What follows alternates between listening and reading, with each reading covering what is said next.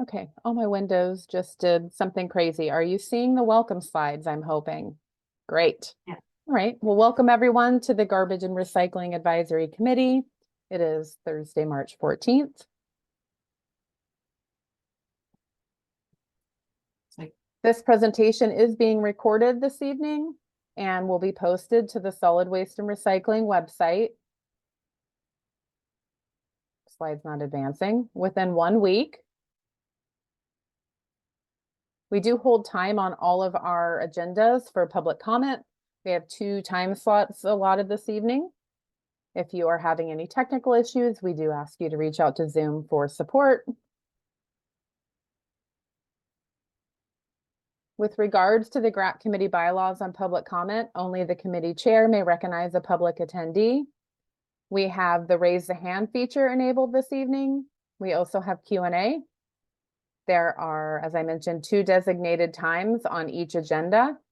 Once a public attendee is recognized by the chair, the response will relate only to the request made by the committee and may be subject to a time limit. New business that arises or that is suggested during a public comment period should be placed on the next meeting's agenda. I would like to remind everybody that this evening we have translation services for this webinar. You can activate those by hovering over the bottom of your screen and selecting your preferred room to join this meeting from, either the English or the Spanish room. Just some meeting best practices when translation services are available. We ask everybody to speak clearly and in a normal tone. 1 person to speak at a time. And use the raise the hand features if you have any clarifications that are needed. And with that, I'm going to stop my sharing here and move over to I think Sandra recommended we just do introductions this evening versus the formal roll call. So let's go with that. Hi, everyone. I'm Sandra Smith, your Vice Chairman of the Garbage and Recycling Committee. I'm filling in for Ashvin for a few minutes until he is able to join us. He had a prior meeting to go to. So I guess now we'll take roll call. Great. So we know that Ashvin is going to be delayed. Sandra Smith. Here. Leslie Albert. Here. Hannah Carlson.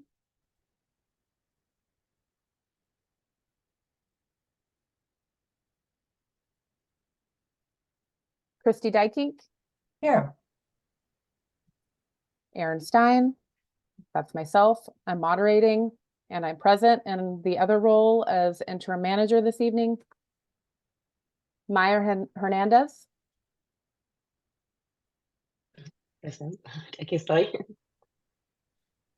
Pete Pastros.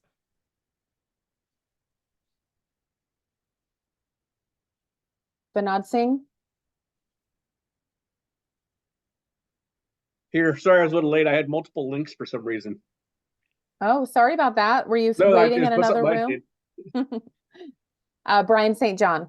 Here. Okay, with that, we can close out and get on to the regular order of business. Looks like the next thing on the agenda is GRAC communications and solid waste and recycling program updates. Is that Kathy? So the GRAC communications is where I indicated that there has been a request to have a recap for anyone that's been on a tour recently or went on a ride along. But since Ashwin isn't here yet, Erin could go ahead and give her solid waste and recycling updates, and then we'll see if he is present by then, and then we'll go back and get the GRAC communications if that's acceptable to you. Yes. Sounds good. Kathy, do you want to start with the calendar and then I'll roll into updates? Does that sound good? Sure, I can do that too. So it's kind of a short calendar at the moment, but we're quickly building it. One of the new items that I sent out an email today about is the Washington County puts on an annual volunteer celebration for all the various boards and committees that they have, and the many volunteers that assist with the business of the county, and that is April 25th.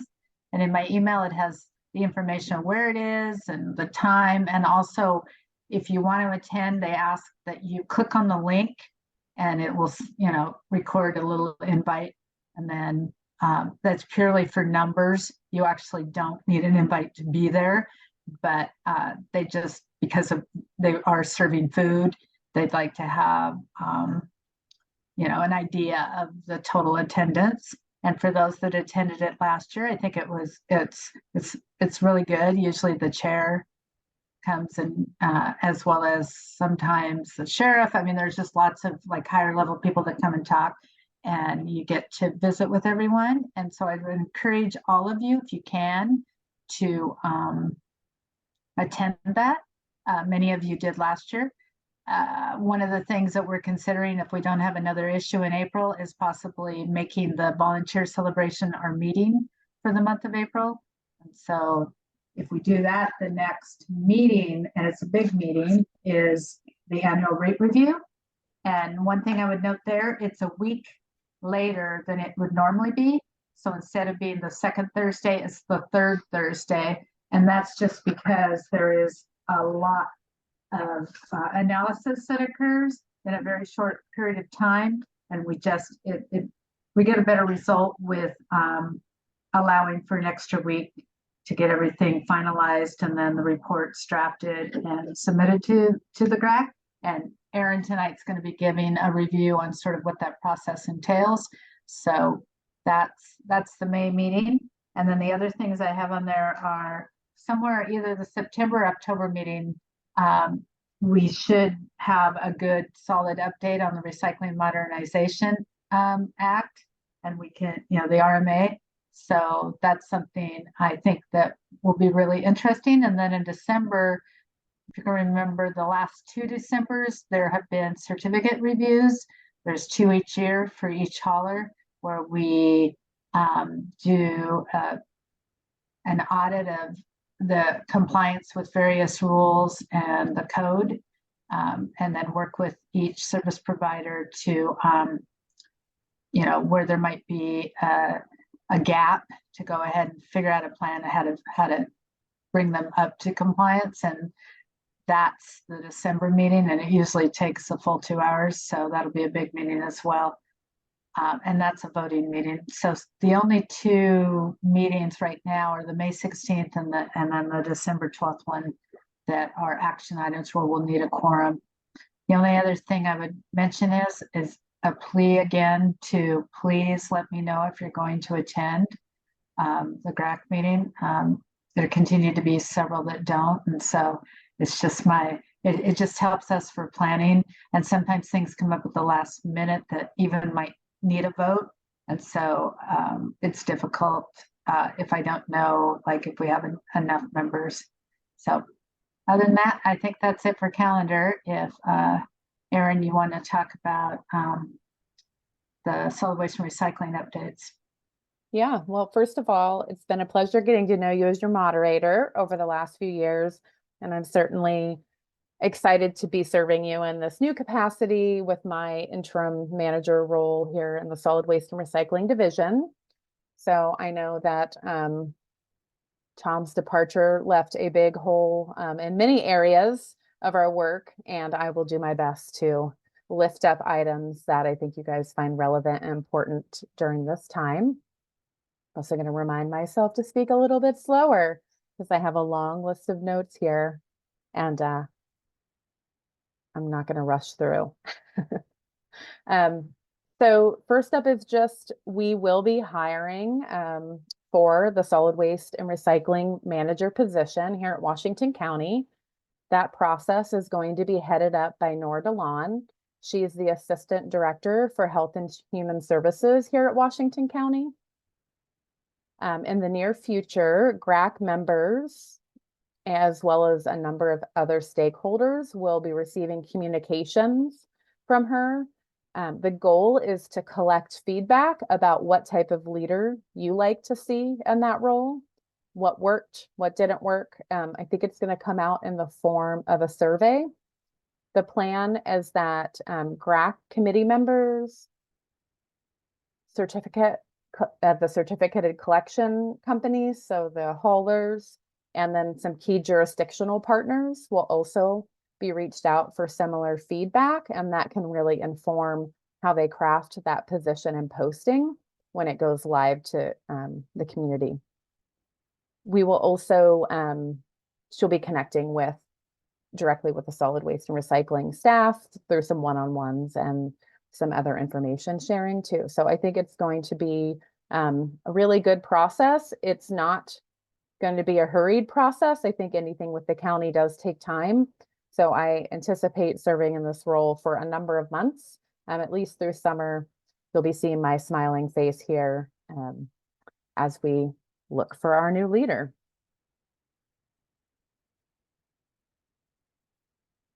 All right, our list of general updates. So for me, the big hooray was that the House passed the right to repair bill on March 4th, and that is waiting on Tina Kotek's desk for signature. Highly anticipating that that will get approved and not vetoed. It's certainly interesting. It's one of the most stringent bills put forth in the nation. So it'll be really exciting to see how that goes through and make it easier for consumers to manage their devices. So more to come on that. Hopefully we'll get a full celebration in the coming week on that topic. Some other information that I received, the mattress ERP program is still going through. DEQ rejected their initial plan, and their second revised plan is currently active as of February 26th, and there's a 45-day public comment period. So if anybody has an interest, I certainly could share the link out on how you can review that bill and provide public comment. Another update I have is Metro sent out a release related to the 2030 regional waste plan. That is the 10-year plan. And as of this year, of all the items, and there's a lot of goals on that plan. Sorry, I didn't pull the data. More than half of the actions are actually already in progress and on track to reach their goals. So that's pretty exciting because we have a lot of those goals structured into the solid waste and recycling strategic plan. So seeing that synergy and being able to assist with that is really exciting. So glad to have that direction from Metro. And then just a highlight of out of DEQ, they are relaunching their materials management grant program. It is being billed the Reduce, Reuse, Reimagine Materials Management Grant Program. They'll start accepting applications this spring. They've made the process easier, so there's larger funding amounts, a streamlined application process, and they're giving some extra points for businesses and individuals with ideas that are first-time applicants, and also giving extra points for those that represent BIPOC communities, rural communities, or other underrepresented communities here in the state. So that's pretty exciting. And I certainly could share that link out in the meeting notes as well. Right now, it's just kind of a press release to that program launch, but I imagine in the next month or so, that application process will open up. And then a last item that is still very fresh, it is the notification that Agilex and Tigard is closing its facility in April. As of right now, they are still accepting materials for drop off from the public, but it will be a hard shut off at the end of April. We are also hearing that they have already ceased commercial collection, so we will need to take a hard look at our programs here in the region, particularly Recycle Plus, and make some decisions. But at this time, I don't really have any further information as far as other in-market options or more general messaging that we'll need to be pushing out. It's just still too new. We're digesting it, and we really haven't gotten firm information. But if you all know additional information, I encourage you to weigh in. Oh, I see 2 hands up. Who was first? Okay, I was just gonna say, two things. It looks like Ashvin's in the attendee. Oh, Side. okay. Let's get Um, him upgraded. Thank you. The Agilix piece, so they're closing the Regenix side, which is a side with the reactor that processes it. The Cyclic side is still gonna be around. And my understanding that there's nothing firm, but they're trying to find somebody to partner with to continue to accept the foam. But it's speculative right now. So I think in that release they mentioned trying to partner with somebody, but I've had a couple conversations with them too, just to see what that plan is, because we still have a densifier, but we're not really excited to set it back up. But we potentially could if we found the room and everything to do it. So, but yeah, I think they're going to try to keep the foam collection around. It would cut out the rigid, so you wouldn't have the cups and the forks and things like that. Thanks for that update.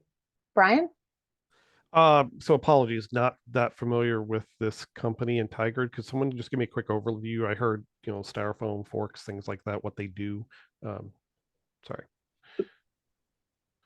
You want me to take that?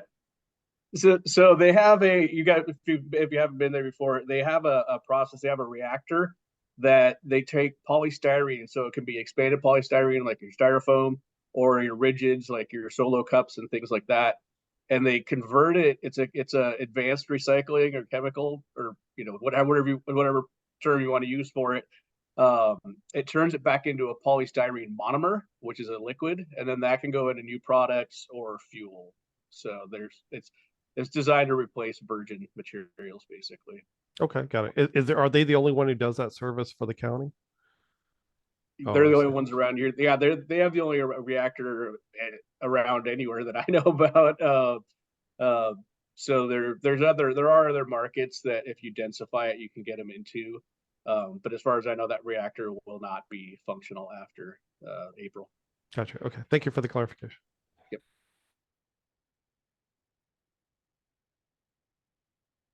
Okay, well, with that, I have no additional updates this evening. Shall we move on? Hear about your all's experiences. We've had some tours and some ride-alongs. I wanted to bring up a couple events coming up. This weekend on March 16th is Sunset High's recycling event, Sunset High School, from 10 to 2. And they are going to be taking, let me get over there, styrofoam, number 6 plastics. I was wondering if this was going to change, but I guess they're still going through with that. Contact lens, the little blister packs, Brita filters, and I believe Ricardo's going to be there taking our electronics. I don't know if you want to pipe in there, Ricardo. No. No al momento. Okay. Gracias. All right. Then there's of course PlanetCon coming up on April 20th, but I don't know much about that yet, and I know more will be coming up, and hopefully at our next meeting we will have exactly what they're taking. I did see on their website they aren't going to take number 6s, so this is probably our last chance to get number 6s out of the garage, is go to Sunset High School this Saturday. I also wanted to bring up the volunteer appreciation event. I've gone to that several years, and I really enjoyed last year because so many of our group came, and we all sat at the same table and we had a great time. They have free food, they have prizes, they have gifts. It's a great thing that Washington County does, and I hope all of us go again this year. It'd be fun to see everybody in person. And I'm going to turn it over to Ashton. You guys hear me okay? Oh, We sorry can. for joining late. Yeah, I'll second that, Sandra. I went last year for the first time, and it was fun, especially just having a table for us to hang out at, and it was entertaining.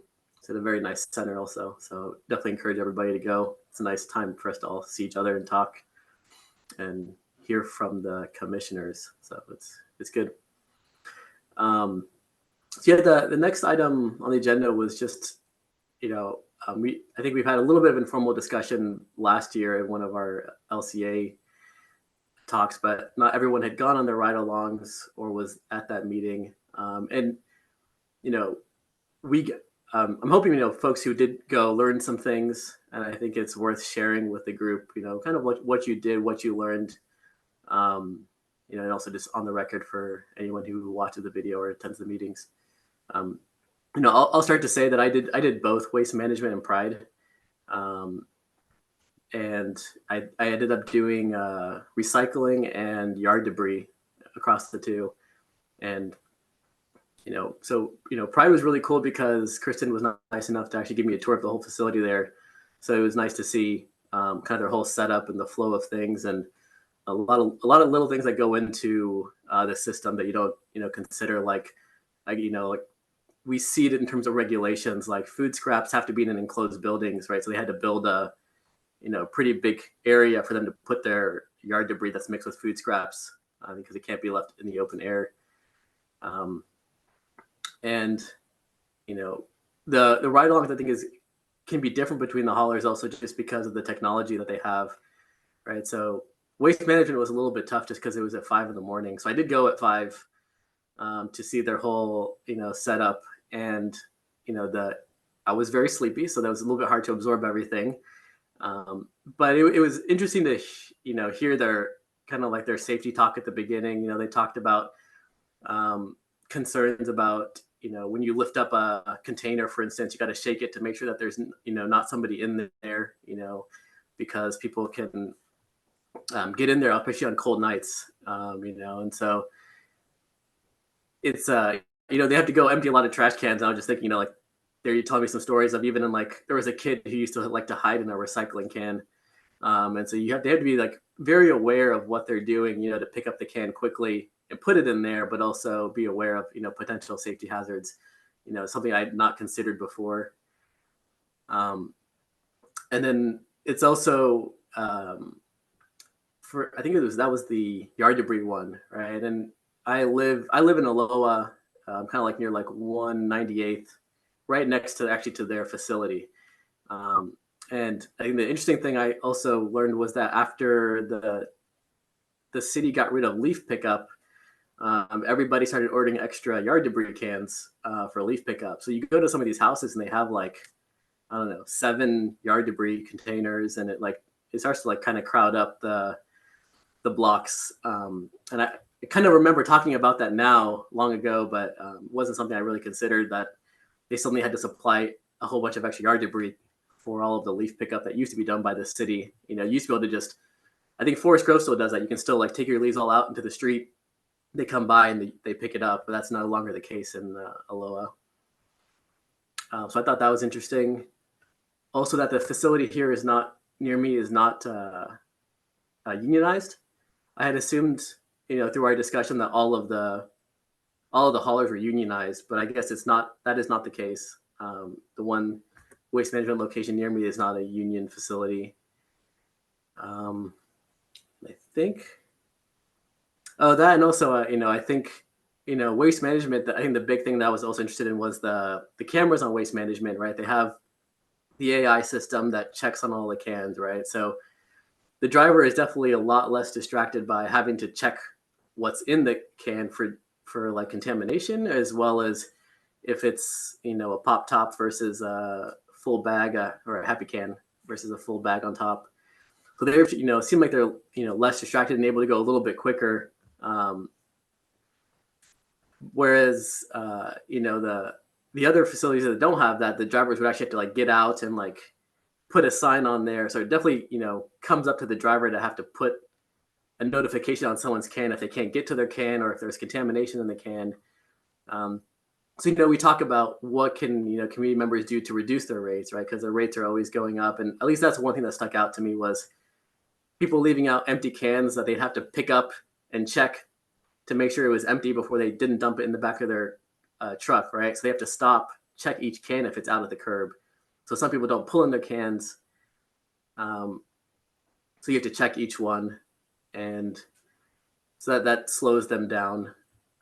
And then if people aren't, if they can't get to the can, or if there's contamination in the can, they have to stop to actually, put a notification on there, right, to inform those people. So it's like, definitely helps as customers, I think, to make sure that we're cognizant of that. But otherwise, I thought it was very interesting. Got to see it in action. Just the whole system was really neat, and a lot of nice people and friendly, and at least the drivers I talked to were very passionate about their job, very happy about it, very passionate about it, and it was fun.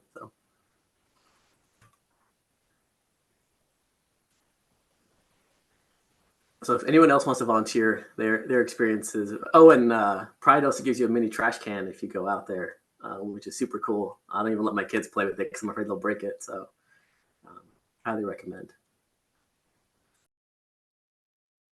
I also rode with Waste Management on a garbage run in Aloha, and I would echo a lot of what Ashvin said. The focus on safety, oh my gosh, safety, safety, safety, he emphasized that over and over and over again, and managed to change some of my practices. Now I know that those cans need to be a little further apart than I've been doing. And, you can just see the hassles that they face because consumers aren't quite with it on exactly how they should, set things up. But I was impressed. I was impressed with the professionalism that I saw too. And like you say, Ashvin, the enthusiasm for the job.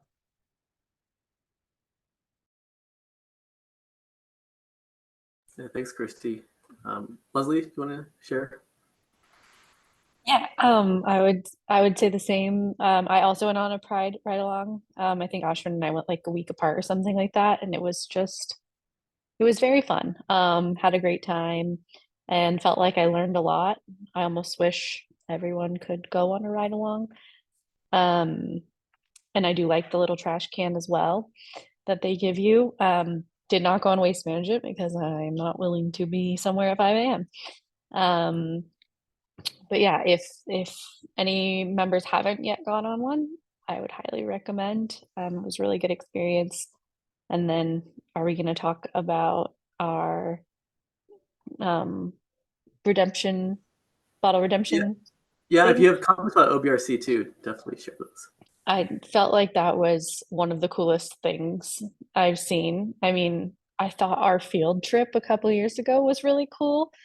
But I'm fascinated by like the optical sorting and the AI components of the bottle sorting process, and just the fact that, every like individual container is truly counted. It's just so interesting how all of that worked. And I especially liked the baler, the bale master. So I think we should all go back and ask for a little block of recyclable, but that's my 2 cents. It was great. So thank you also to the committee for always finding us great opportunities to learn. And the OBRC, just the volume of stuff that the numbers is just wild. You can only imagine the data they must get to go through. Brian, do you have a question, comment? Yeah, question, because unfortunately I wasn't able to go. I'm so disappointed, but I'm curious for those of you who went, and in the comment about the early morning ride along versus the late one spurred this in my mind. Did you notice any scenarios where like less cans or cans being forgotten to put out because they thought they would wake up in time to put them out versus, a later route where I'm just curious your thoughts, if you were able to compare and contrast. I didn't see any difference, honestly, in the number of cans. The driver, interesting thing is drivers have like a tablet that has like notes on there. And sometimes I think both times I was doing it, someone was actually running someone else's route. because that person there was either a truck breakdown or some issue, and there was often like notes like this person sometimes leaves their can off, forgets to put out their can, so they actually will get out and go get that can, and things like that, which I thought was really nice. But other than that, no, it seemed like there was a lot of cans out there. The only thing I noticed was it felt like in the recycling, was it the recycling one? The one closer to waste management area, it seemed there was a lot more open garbage cans. And I don't know if that was just, just happened to be the routes that I was on, but that would be the only like big difference that I saw is there's a lot of people who had left with happy cans and the extra bags, which for some reason just drives me crazy. I don't know why. Por alguna razón me está volviendo loco. No sé por qué. So, yeah. Anyone else going to ride want to share? Otherwise, we can move on to the next. Well, just real quick on the OBRC, I second what Leslie said, but also I was really struck by the complexity of all of this with the legislature is involved and they're passing laws, maybe not thoroughly aware of how implementation is going to go. And the producers are involved with producing all these things that then have to be dealt with. The consumer has to figure out how to interact with the system. There need to be end markets. And then we see all this stuff in the news now about crime around the bottle collection centers. So it's just a really complicated set of issues in what might seem, or maybe I would have seen it as a fairly simple, we're just going to recycle, right? But it's very complicated and lots of moving parts. Your comment, Kathy? Yeah, I was just going to say that Vinod very graciously took several pictures of the tour that he has sent to me, and I plan on including that in my next email, including one of the bale, the ginormous bale. It's pretty wild, all scrunched together. I thought it was really good. So I just wanted to let y'all know that for those that couldn't come, and as well as those who did, that there's pictures that are going to get sent out. Cedra? I didn't get to go on the ride-alongs. November and December were just too busy. I just couldn't I couldn't make time to go, and I didn't want to get up at 5 a.m. Do you know if they will be offering? I mean, should I reach out to them and see? I can always maybe do it later. So I've heard at least from Waste Management that they're encouraging, like, you could still reach out to the same email or let me know who still wants to do one, and I'll reach out. Why don't you, if that's acceptable, just let me know. That's the 5 a.m. one though. I don't know. And Pride is who services my area. And I'm kind of wondering what's on their tablet in my area. Yeah. Usually the ones looking out there at 6 a.m. getting my can out. Wait. Now it's at the point where I have to put it out the night before. I wasn't doing that because somebody years ago came by and knocked everything over on all the entire street. So I thought, nope, I'm putting out the day of. But now they come so early. I think we're like the first ones on the street. So I got to do them the night before and hope no one tips them over. And I did go to the Oregon beverage recycling thing, and that was great. I like the others have said, I couldn't have asked for a better tour. The guy it was great, and he just showed us everything.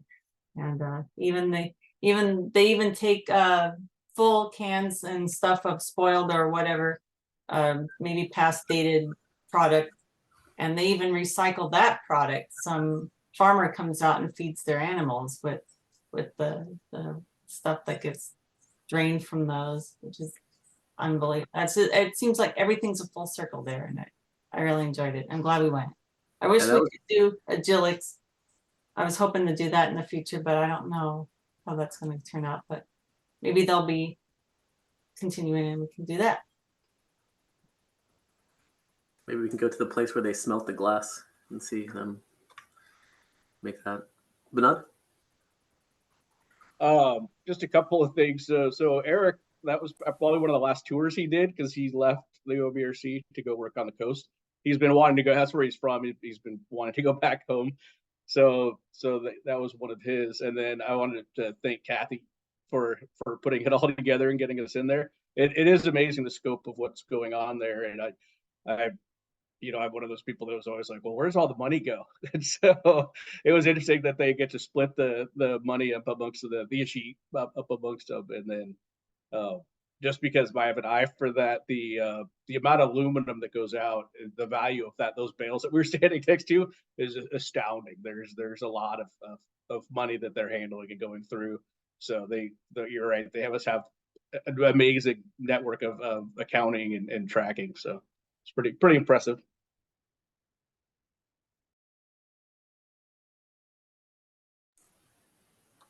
I'm glad we got our tour before he left. He's such an energetic and informational person. It makes it a lot of fun. But yeah, thank you, Kathy and folks, for that, for both the ride along organizing and poking them, and as well as OBRC tour. Extremely valuable and fun. Anything else on this topic that anyone wants to share? Otherwise, we can move. Did we already do oral communication? Might be looking at the wrong agenda. We have not.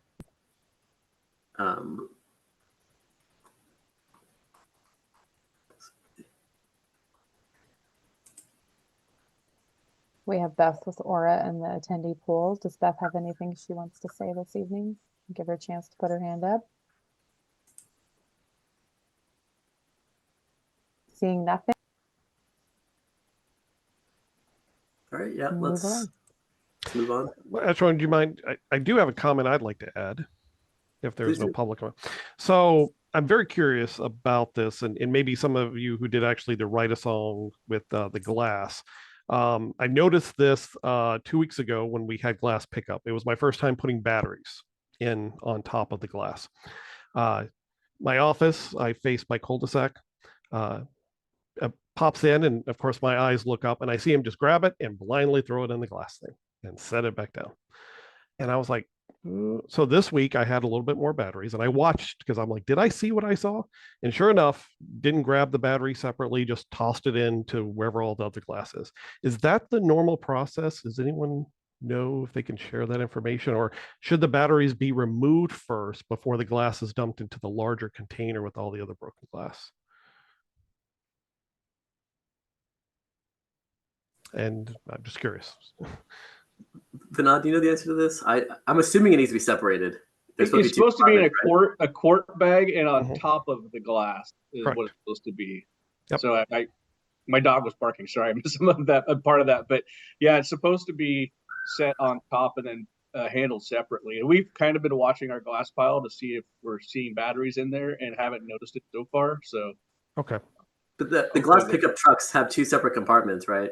That's one for well, battery. and then they have kind of a little side. A lot of them have a little side spot for like the batteries now, or they had a place to put oil before, or currently. So they have like a little cubby that they can put stuff into. So I'm just trying to determine, do I maybe just have a bad employee that I need to reach out to waste management and say, hey, this guy who picks up our glass, I don't think he's doing the process right. Or is this the standard operating procedure? That's because I don't want to get anybody in trouble if it auto sorts it or something. So yeah, they no, should be taking it out. source separated. So I certainly can help raise this with your hauler. If you Okay. want to connect offline, we Yep. can. I'll send you an email. Thanks, Aaron. Okay, great. Okay, appreciate it, guys. Thanks. Yeah, because we were worried about them ending up in the glass, and that creates in other parts of the country where they have single stream and the glass is in there. They actually had problems with like lead and things getting in the glass when they remake bottles. So we want to keep it separate, and then plus a big piece of this is safety, and so we want to make sure like those lithium ions and things like that are contained. So for us that's the big goal, is to keep the fires from starting. And so they probably want to be careful with how they handle it too, because if it's just getting thrown in the truck, it's increasing the chance that it could get damaged somewhere along the way. So yeah, I'm not going to throw anybody under the bus or anything. I think it may be just this particular employee because typically doesn't even look. It's like quick grab, throw, toss the red thing. It skirts a little bit in the truck. It's like a 1 second interchange. I'm like, maybe they're just being lazy. I don't know. I've seen them pick up at my place and they do separate they put the battery bag in a different thing and then they dump the glass very loudly at 6 a.m, by the way. But yeah, that doesn't sound right. And I have a different holler though too.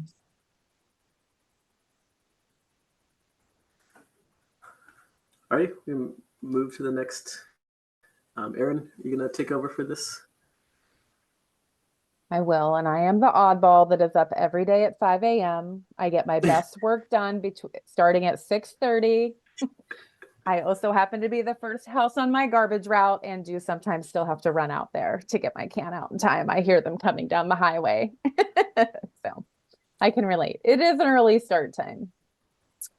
So I'm going to talk to you all this evening, just kind of a rate review refresher course, and some things we may decide to skip if you're comfortable, or if we want to take a deeper dive, we can. I have a lot of slides that I pulled up as part of this presentation. I know we're all probably at different places of understanding for rate review.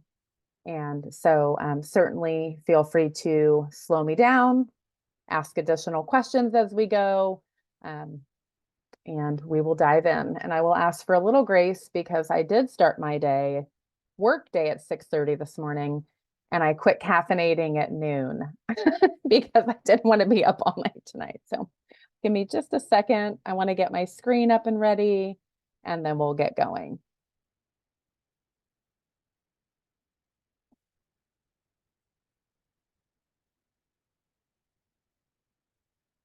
So as Kathy alluded to, we do ask for a later meeting in the month of May.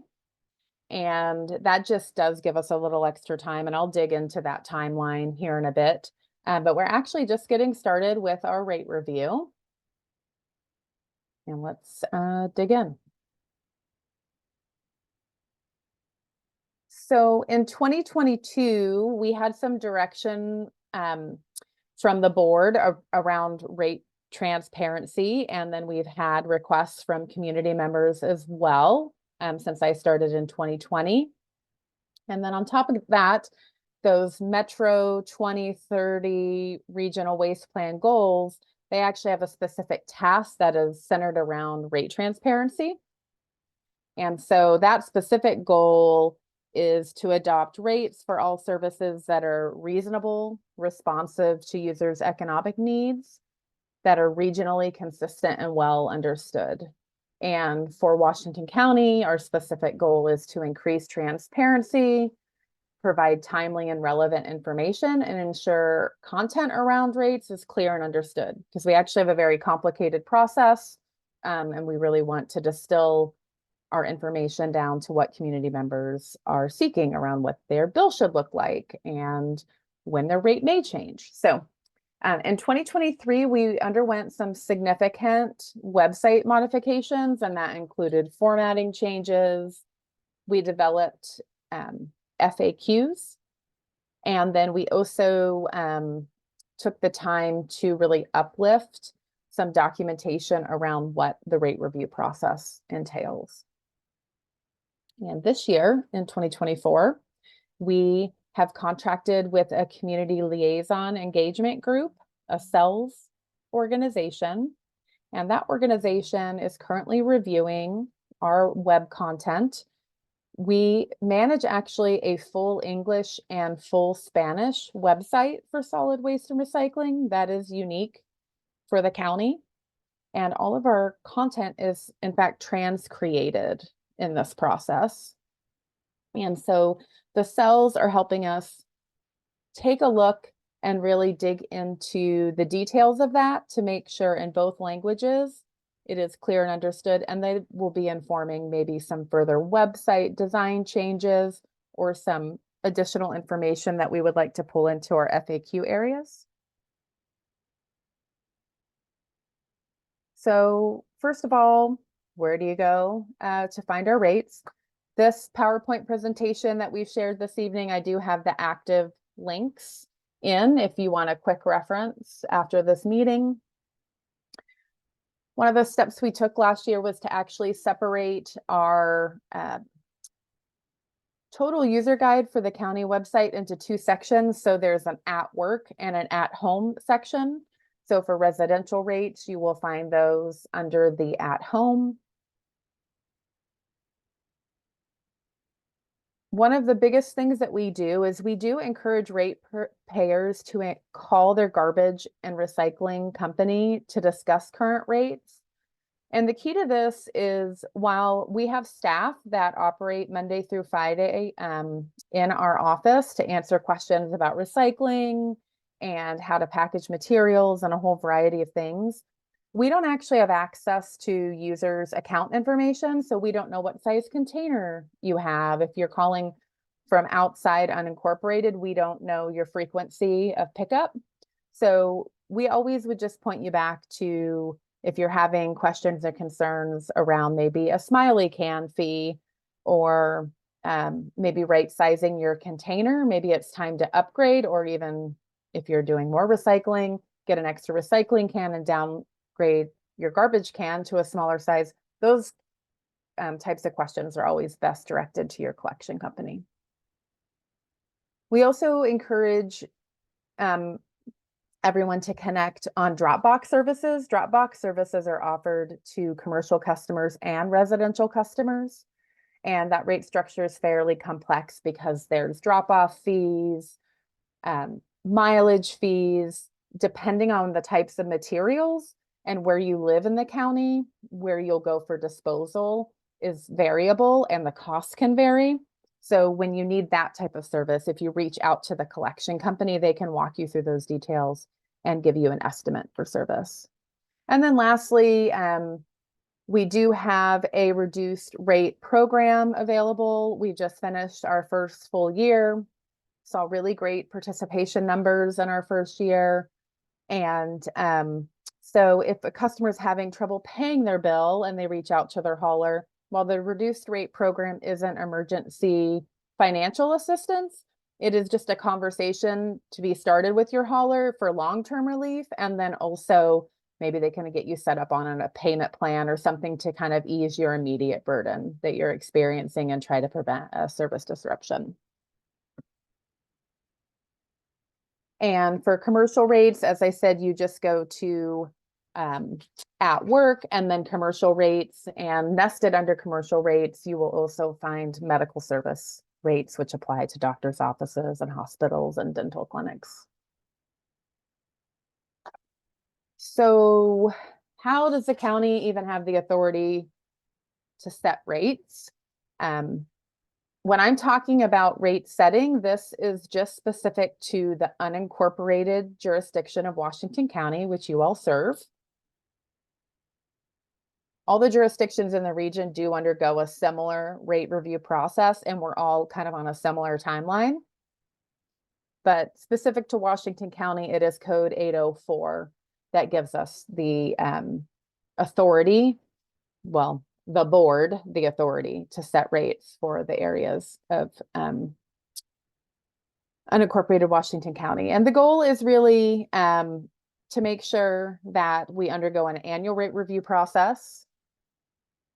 It looks at all of our certificate holders' financials, and the end result is that collection rates are either increased, decreased, or remain static based on those outcomes, ensuring a fair, just, reasonable rate to our community members, and that sufficient service is provided across all of unincorporated. So whether you live in Timber or you live in Aloha, you have access to the same and like services.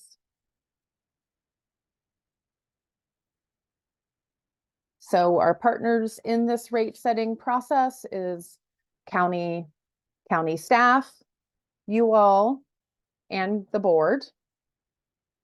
We also have our community members who we are all serving in our roles. And then we have our certificate holders. With this franchise system,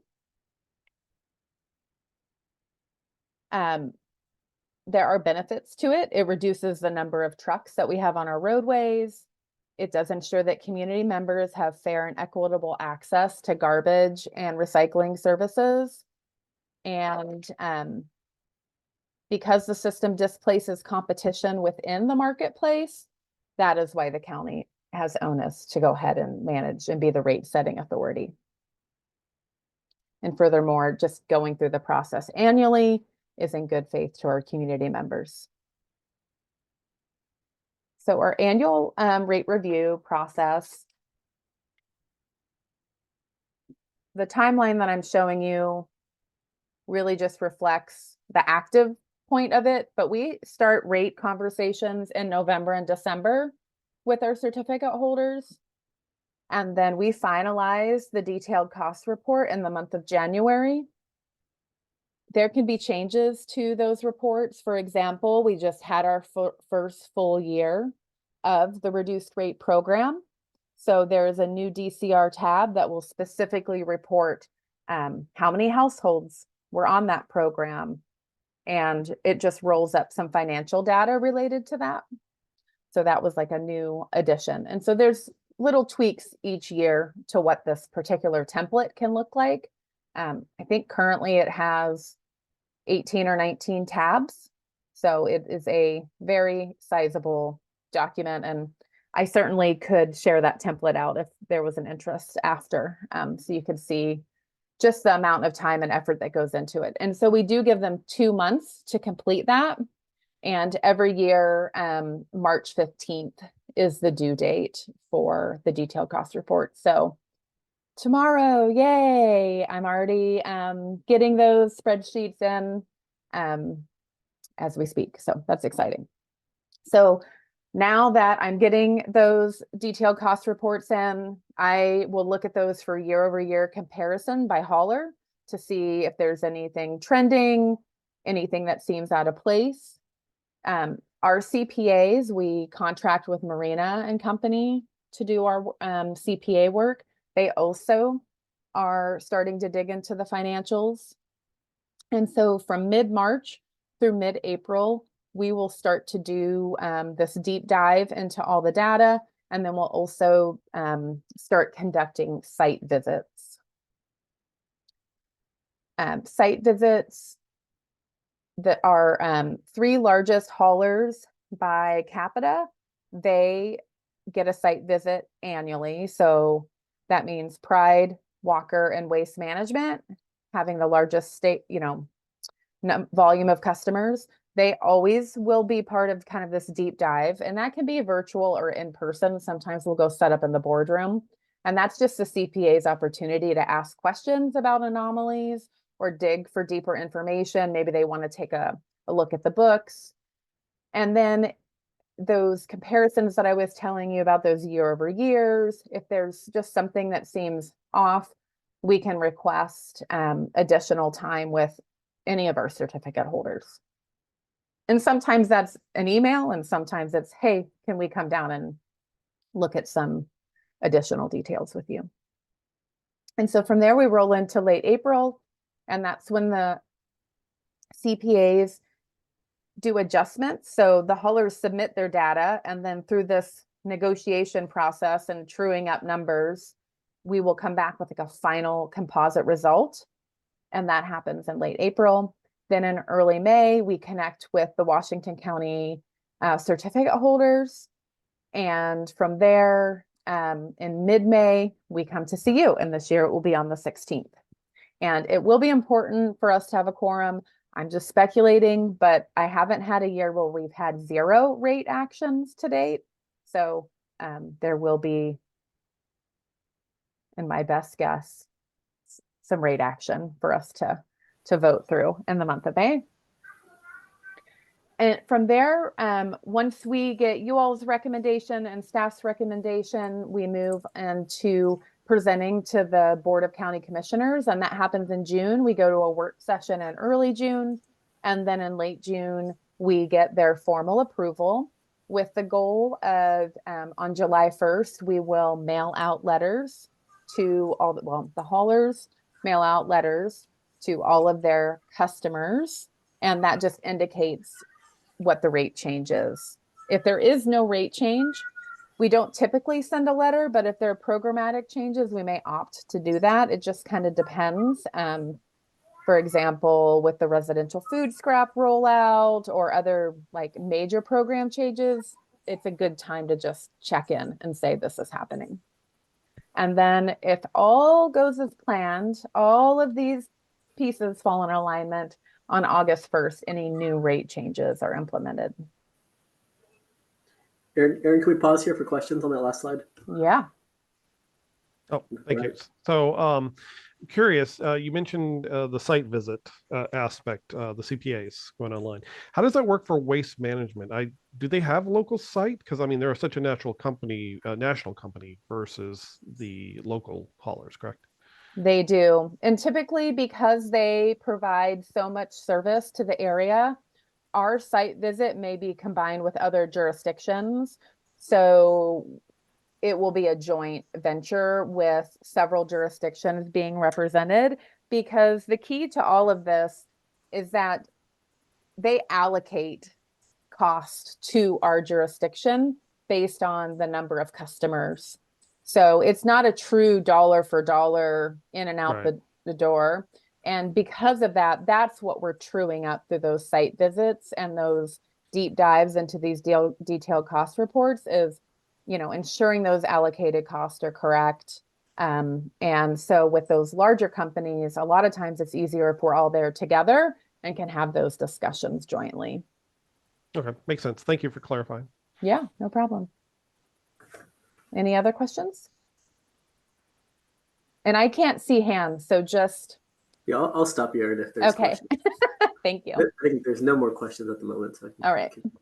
I was just gonna add, there's so much work involved, and when the RMA kicks in, it's gonna be even more odd because you're gonna have PRO money in the middle of it. So it's gonna be a big crystal ball next year for whoever has to do it.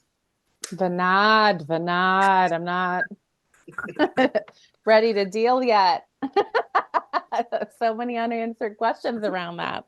It's a good problem to have, though, right?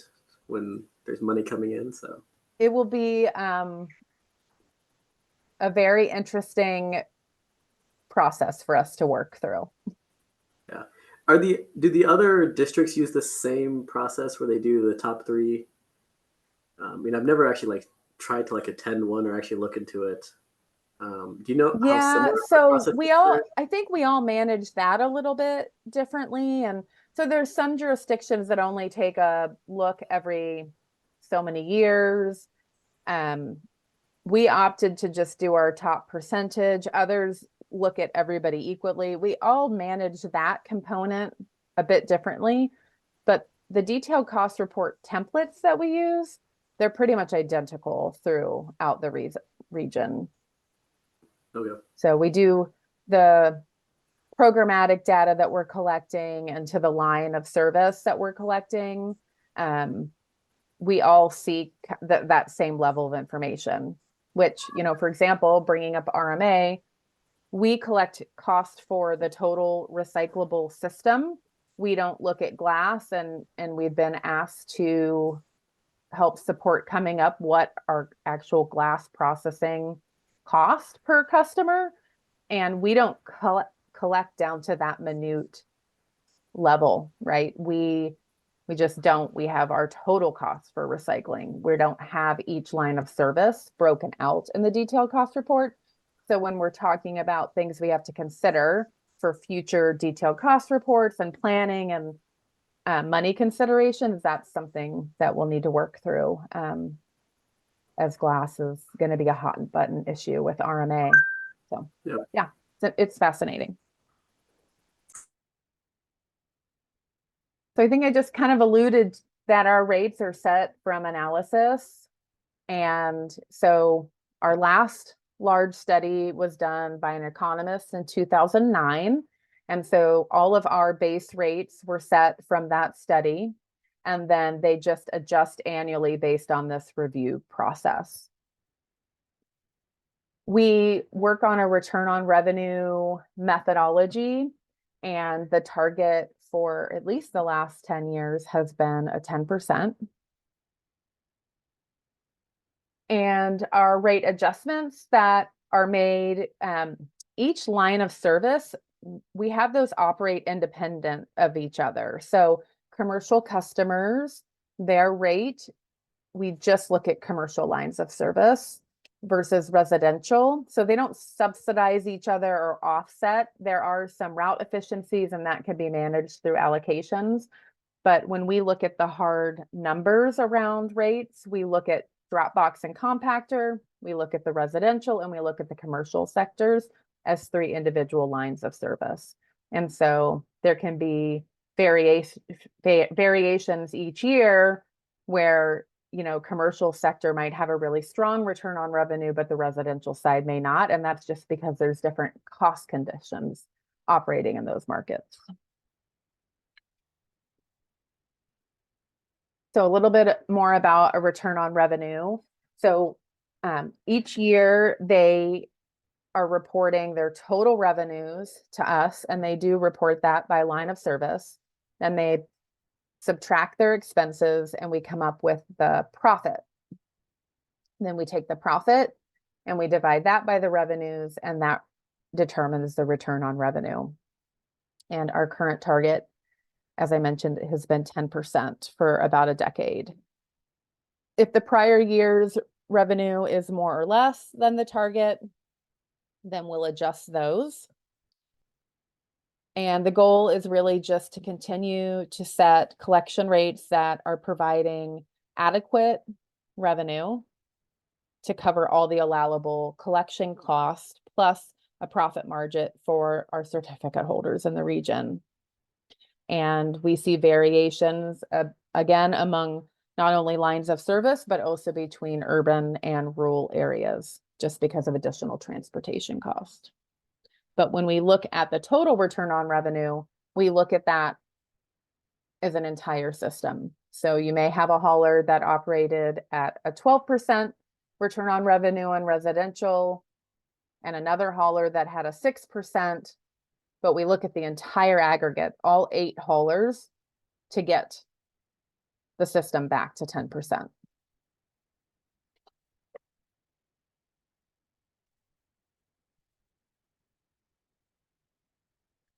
So types of details that we're collecting, we are collecting programmatic data. So that is looking at number of set outs, frequency, cancellations, new customers. There's a whole slew of programmatic questions that we ask. And then we look at all the financials. So what did that ton of recycling cost? What were your truck hours for labor? What were your maintenance costs? And so we really dig into all areas of their business: wages, labor, finances, equipment. We don't get to customer specifics, but customer account levels. And then we look at their operational expenses. And then we break those expenses into 2 different buckets. So when I say we have to do like a cost allocation, there are some direct costs that they are tracking that they can pinpoint directly to unincorporated customers, but many costs are actually indirect costs. So they're shared. So this could be office space, operational costs and equipment that are used across multiple lines of service, maybe even in multiple jurisdictions. You'll see this a lot, like between Hillsborough and Cornelius. Some drivers actually are running truck routes in multiple jurisdictions, and it's one driver. So that's why those cost allocations become really critical based on the customer count. So after we've digested all this information, we'll come to a determination, and staff will do their analysis. We'll come down with a rate recommendation. We'll have that discussion with you all, kind of just a high-level overview of how everything landed in the prior year.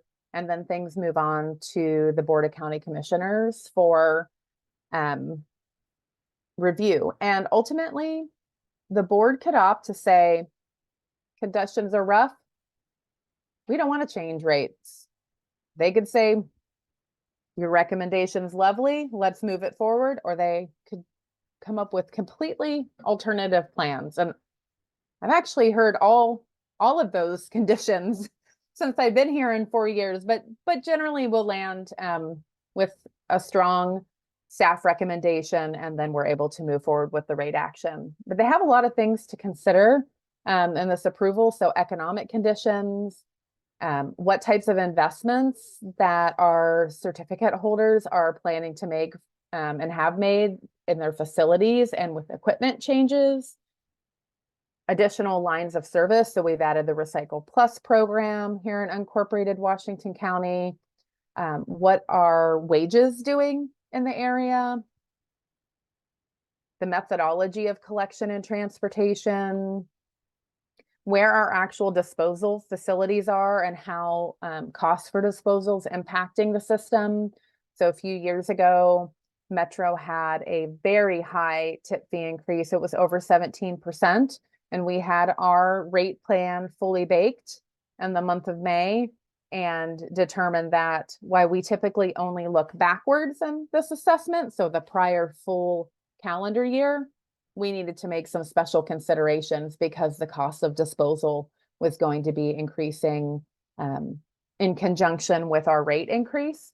And so we just had to hustle and put some additional cost onto the ratepayer to help offset some of those additional fees that were coming into the system in the immediate. So Metro's tip fee increases tend to be happening right in tandem with our thorough rate review process, and there isn't really a lot of time to react if they do something unusual. And then lastly, they're looking at a reasonable return on revenue for the haulers. And then, yeah, as I mentioned, those system impacts like the Metro tip fee being unexpectedly high a couple years ago, and what that might mean before they will make a decision to approve.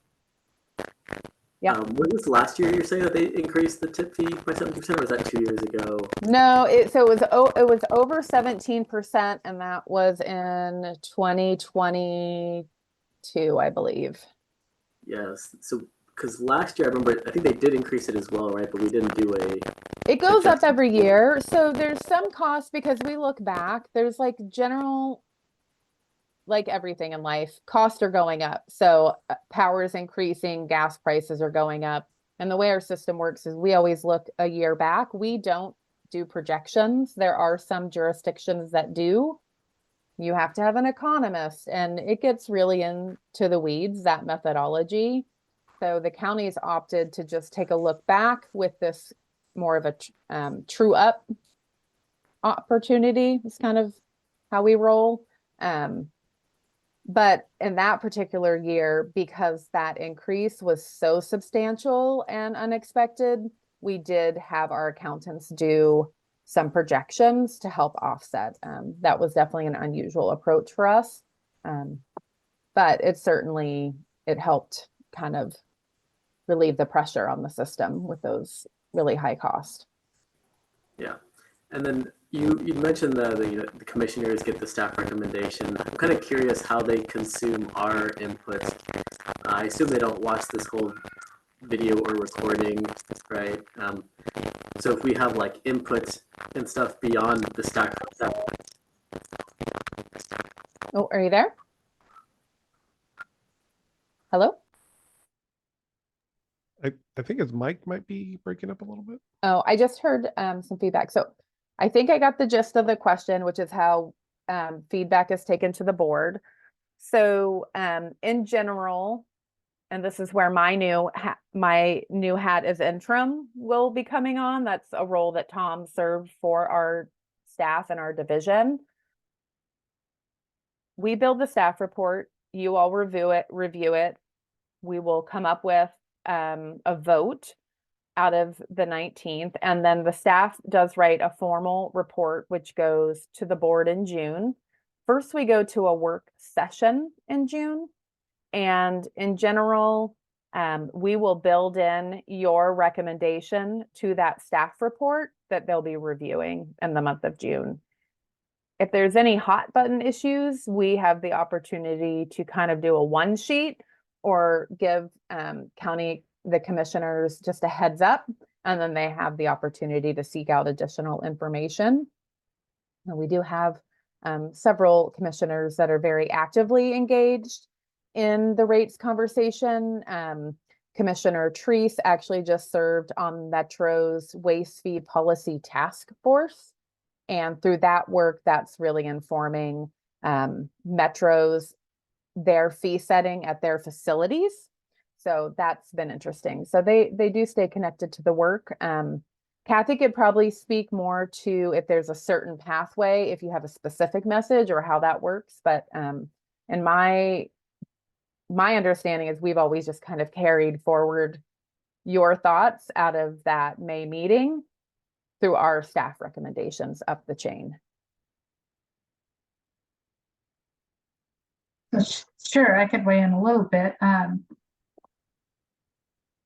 So when I used to do this, the board's expectation was that we would provide however much detail was necessary to both convey the actual vote. So was it, 9-0 or whatever it might have been. If there were any concerns, we would write that up. And if there were any suggestions, those also can get written up, and it becomes a section within that formal staff report that we do submit to the board. And like Aaron said, typically it's at a work session first through a similar, like if you envisioned this was the results of the rate review, so like a PowerPoint, that's what the board's looking for at those work sessions. They don't take public comment. It's purely an informational session so that staff can both hear from the board and anything that they're interested in, plus staff can give them a heads up as to what the recommendation is this year. But then an actual staff report goes to the board for their formal meeting and the vote. And that's where you would see the write-up about what GRAC did, how they voted, concerns, things like that. So we certainly can carry it in written form through that staff report. Yeah. Is my audio okay if I keep talking or? Yeah. So like for an example, I've always been interested in when we, I'm not opposed to like a rate increase, but I always wanted the rate increase to be slightly in a different way, like on a different skew of the cans, right? So I wouldn't necessarily go against the vote, but I would still like want the suggestion or recommendation that we adjust how that is necessarily spelled out. Is that, so you're saying like just maybe make that a note during the discussion or just so that it's considered? Because I necessarily don't want to like make an addendum or adjustment to the plan, but I am curious to hear why we can't make some like more creative changes in the way like the rate structure is put. I mean, my 2 cents, being a number of years away from this, is that really the starting place for that would be at the, the process up until the GRAC meeting, so that we could flesh out, like if there was something new and see whether that's something that, that staff could consider. I mean, I think the board with anything like that is going to come back to staff and say, what did you think? Or where's the analysis is what they're going to want. Analysis. So yeah. I would hope and encourage those kinds of discussions to happen, up until and including the GRAC meeting at first itself, and then go from there. If it's, if the GRAC membership determines that there's just something they want conveyed to the board directly, then staff is definitely willing to write it up. However, if it's I would also just mention that in my view, if it was something that we didn't believe was feasible or that we thought the board might want to know other factors, we would also write that up. So it's in order to give like a complete, in our view, a picture of the effect or the ability or whatever it may be. So certainly we're not trying to stifle GRAC's input at all around rates. Rates are a really big deal every year, and they should be, because they affect, people's pocketbook and ability to pay. But I'm just saying that I really would encourage you to start thinking about it now and maybe, reach out and we can start having conversations. Yeah, I just want to say, Ashwin, I'm very interested in this. And I'm just curious, can we meet to discuss that without breaking any of the government open meeting rules? Or do we have to have that formalized? Because I think, if we can, for lack of better term, math it out and think about other options, I'm very curious, especially what you might have in mind. Yeah, and I'd also just like to encourage us that we are getting through this rate review cycle, and RMA could have some very foundational impacts to our entire system and our entire region. So when I speak to the likeness of how rates are set and how our region is doing it consistently, does that mean that it is the best option? No. I don't know that you ever achieve a best option when you're working with a franchise system, and in the region we have 30 plus haulers providing services. But consistency is very key, especially meeting our goals. So certainly always open for ideas. But I think we also, staff are already starting to look forward to how we're going to cope with major system changes and how that impacts our ratepayers. So if I was to focus attention, it would be more to the future and involving you all in those types of conversations versus making any major changes now that we may have to even reverse course on in 12, 18, 24 months. So that's just my 2 cents. I think that's fair. I think that's fair, right? The process is well underway, but I think being open to the possibilities out there, right? I don't know Ashwin's background. I have a lot of statistical background myself as far as modeling, and I don't know what my fellow other committee members might have, but we might just have something interesting to throw out to our local government potentially.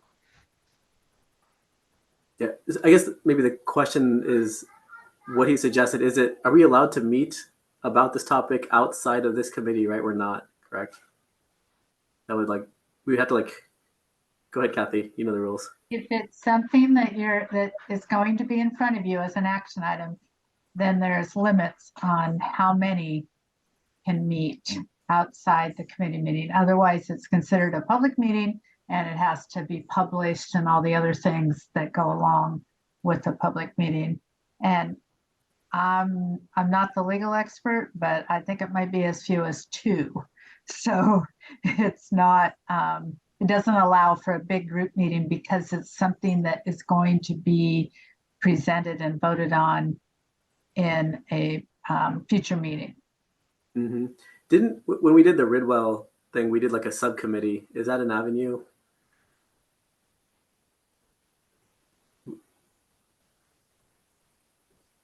Yeah, maybe we can talk about it later. Yeah, I'm curious on the rules. No, I'm gonna look for the spot. I think legal, and I don't want to weigh in on something that I'm not on real firm ground about, but we could talk about it. We'll discuss. Yeah, and Aaron, I wasn't trying to change things dramatically. Just curious. I don't want to feel like people are, rubber stamping something, and so if they have ideas and concerns, right, we want to make sure that they bring those up prior to the May meeting, so that it's not a surprise to anybody. And they don't feel like their voice isn't being heard because it wasn't brought up earlier. And then also just general concern that if rates go up significantly, right, that people, in the community will be concerned, right? So we should just make sure that we do everything we can to lessen the blow of a rate increase if it occurs, which we will find out later, but that was just my thought. I second that. I don't want my neighbors throwing fruit at me. So, making sure we've surfaced every option, I'm always in favor of that. So, yeah. Okay. So you all convene. Kathy can get some legal considerations handled. I thought I saw Vinod's hand, but maybe I was wrong about that. I was gonna poorly say what Kathy said, that if at some point you create a quorum, and it becomes a public meeting. And so I don't remember the specifics around the subcommittee with Ridwell. I think maybe we didn't have quorum because it was 3 of us. But I don't know. I don't know the legal either. I'm not sure how we did that. Yeah, we had the lawyer on the call back then, so it was easier to ask those questions. Yeah. But I know, like, even with like the DEQ, I wasn't sure if the county did that. Like, if you have enough people from a certain committee meeting, then it needs to be a public meeting. So with the recordings and all that. So that's my butchering of what Kathy said. Okay. Great. I'm going to move us along and talk a little bit about what rates do. In general, they provide revenue. That revenue is paid to the county. We collect a 3% fee on gross quarterly receipts.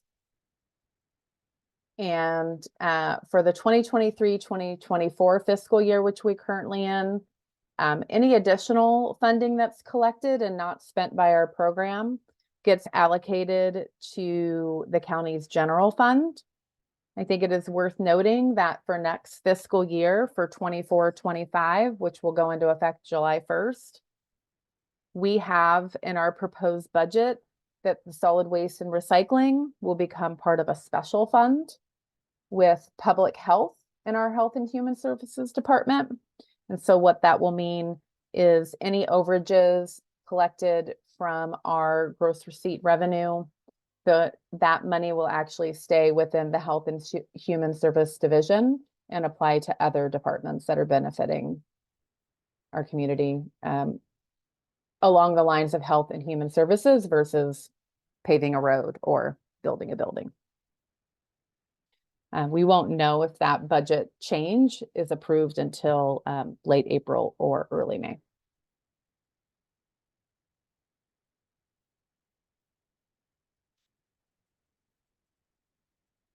So in the end, after we've done our rate review, we want to have positive outcomes for all of the stakeholders. It's really important that we ensure, as you all have just expressed your concern, that the rates our ratepayers are paying are fair, just, and reasonable, and continue to provide like services for everyone in unincorporated, regardless of where you live. We also want community members to have confidence in our system and in their service providers.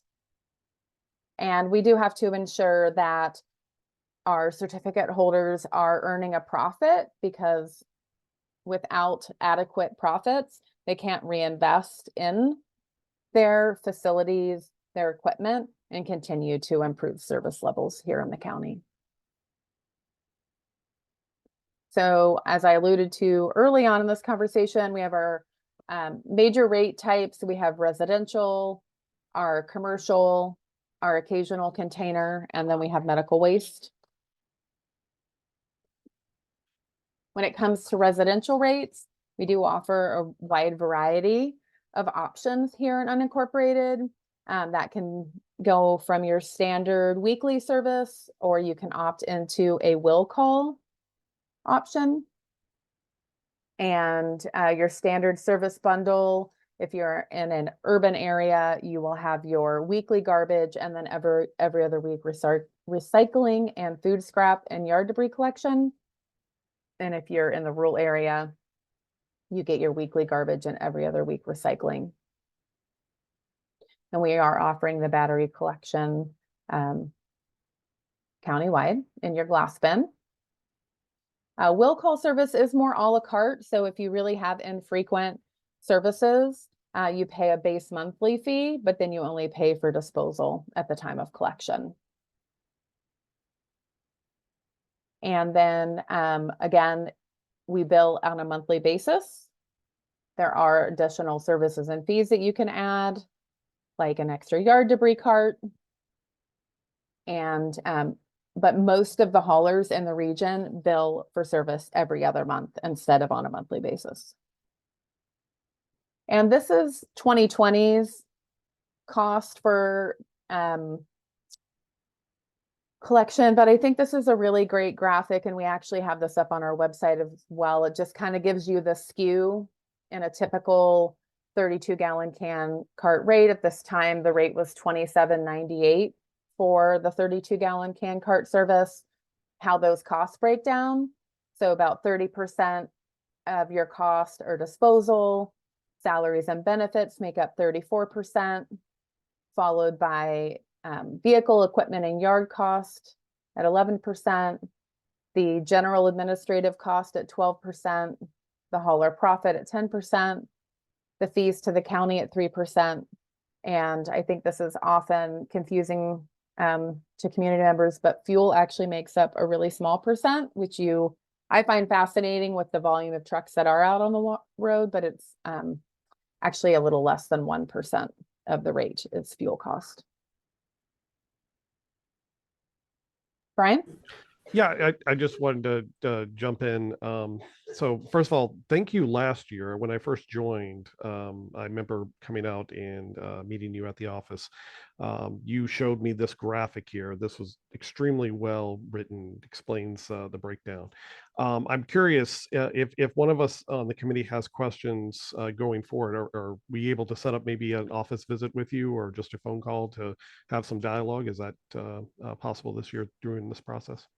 You certainly can. I am going to request some grace over the next couple of weeks because we are at the height of rate review and I'm doing my analysis, and then I'm also managing this interim role, and RMA is coming at us fast and furious and we have a lot of decisions to make. Just a little busy. Gotcha. But yeah, but early April, absolutely, we Okay. certainly can.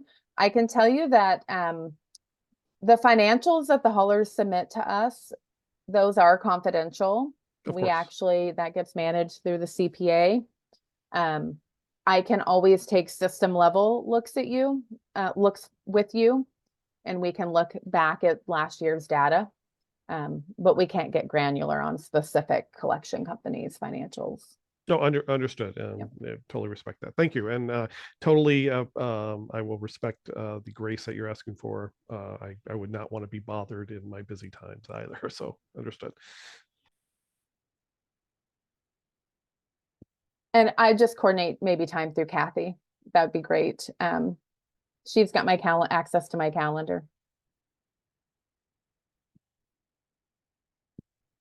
Okay, I'm going to move on. So next is our commercial rates. So commercial rates actually. Could I interrupt for just a sec? Yeah. Could we slow down just a little bit for the interpreters? Absolutely. We've been going with all the questions really fast, and so I just ask for a little bit slower. Yeah, thanks for grounding me, Kathy. So I'm going to move on to the commercial rates. And I think it's important to note that our commercial rates actually include our multifamily customers as well. These fees are paid directly by the business or the property owner. And as you can imagine, just based on a small business versus larger businesses, their makeup for services can vary pretty greatly. Restaurant might need very frequent food scrap collection, where an office park might be more heavy on like paper recycling or materials like that. And then our next line of service is our drop box and compactor rates. We do look at this line of service. Glass and mixed recycling can be added to a drop box service. So if you think about a very like a large grocery store or some of our larger businesses operating in the community, they may have a compactor to compact their garbage, but then they might have additional ancillary services that they add on in addition to. And so they do have the option to add glass and mixed recycling kind of a la carte. And they can do that at the frequency that they need for their facilities, once, twice, 3 times a week. And the disposal rates are set for Dropbox and compactor based on the facility that's receiving those materials. So if it is yard debris, that price per ton varies greatly compared to wet waste going into maybe a Metro or one of the other facilities here in the area. And when customers are billed for Dropbox or compactor services, I alluded to it earlier, it's like a multiple component fee. Businesses and residential customers do pay the same rates for this service. And so it's the same mileage rate applies. Basically, it's the same across the board.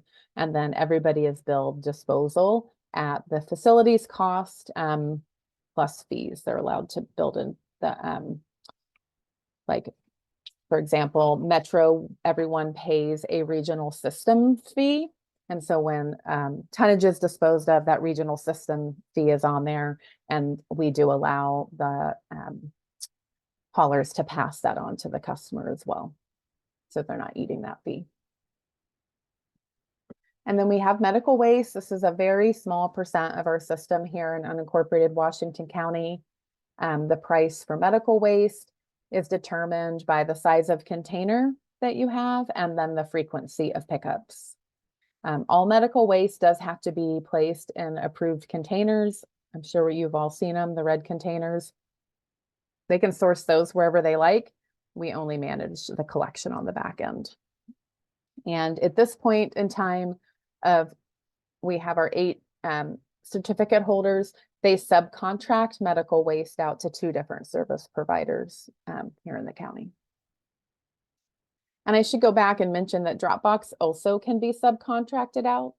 So if a hauler doesn't have the equipment, or maybe they have a larger footprint in another part of the county or the region, and they don't want to manage Dropbox services, they can work amongst the other certificate holders and subcontract for that service.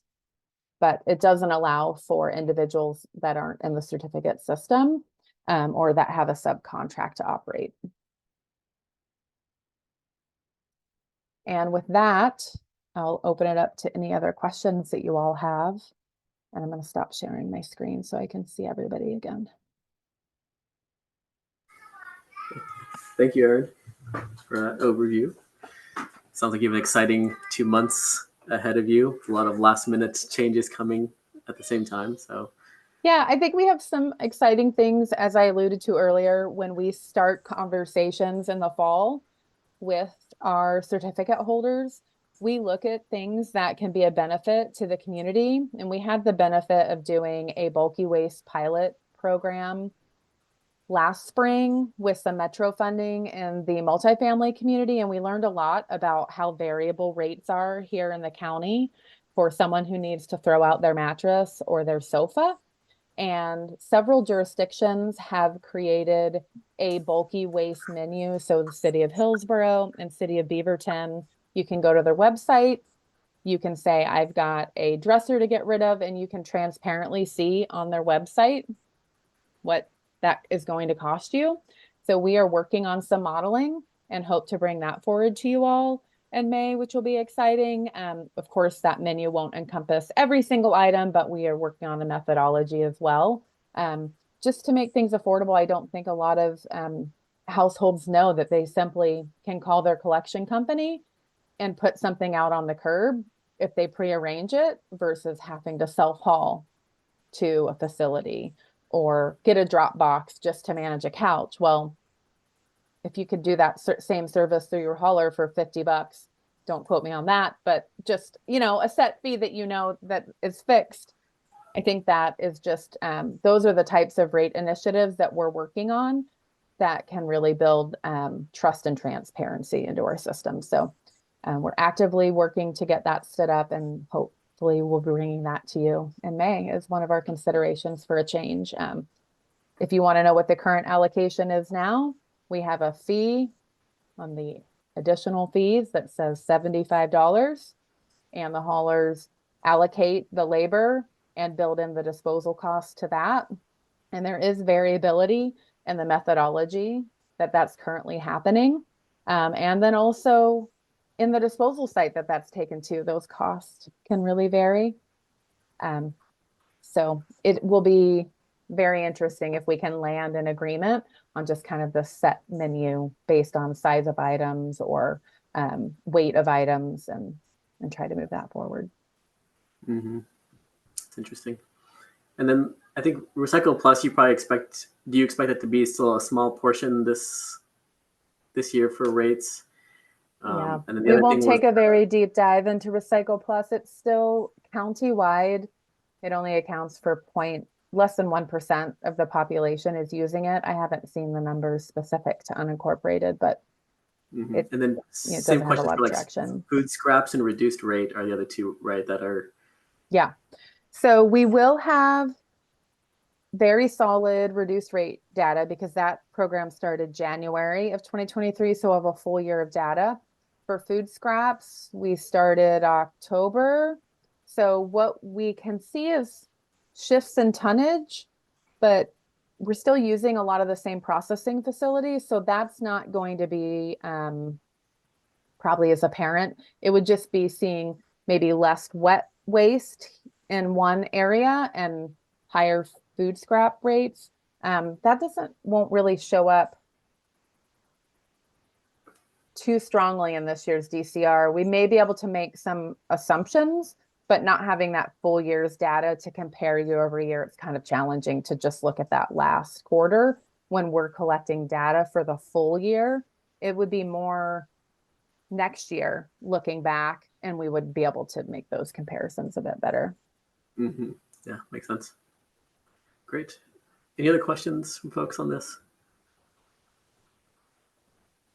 We're running a bit long, so we can move it along. Well, thanks for that. The last item is public comment. Like Beth is still with us. Beth, you want to raise your hand if you want to make a comment, we can promote you.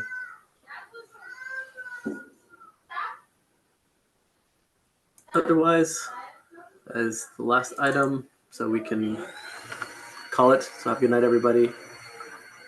Yeah, thanks everyone. Good meeting. Bye, everybody. Bye. Thanks everyone for attending. Hold on. That raised her hand. Can you? Oh, okay. Yeah, hold on.